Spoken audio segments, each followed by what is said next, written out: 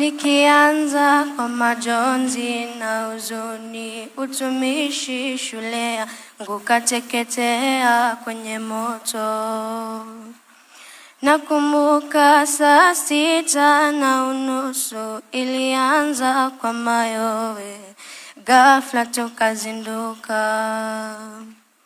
Wengi wetu walijaribu wawezavyo, walakini moto huo ukashika usukani. Wimbi kuu la majonzi lilitanda mitandaoni nchini Kenya, hata nchi za ng'ambo.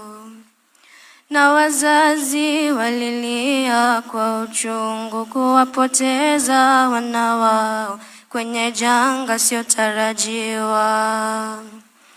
Nasi sote twahuzunika kuwapoteza waliokuwa ni wenzetu, kwa wazazi ni wana wao.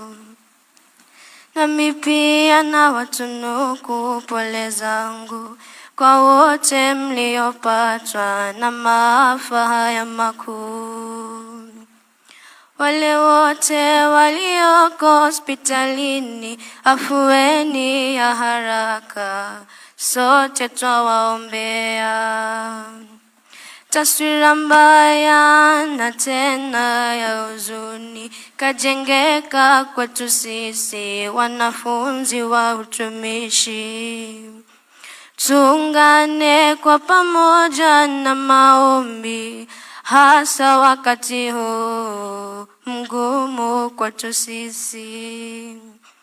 Lililobaki kuwaombea kwa Mola wetu, awalinde wape faraja katika maisha yenu.